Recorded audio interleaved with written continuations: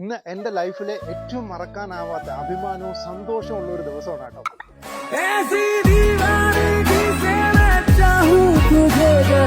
ഞാനൊരു international tourism ഫെസ്റ്റിവലിൽ attend ചെയ്യാണ്, അതും അവരുടെ ഗസ്റ്റായിട്ട്.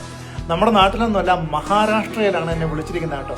അതെന്താണെന്ന് വെച്ചാൽ മഹാരാഷ്ട്ര ടൂറിസത്തിന്റെ ഭാഗമായിട്ട് അവരൊരു ടൂറിസം ഫെസ്റ്റിവൽ നടത്തി, ഷോർട്ട് ഫിലിം ഫെസ്റ്റിവൽ.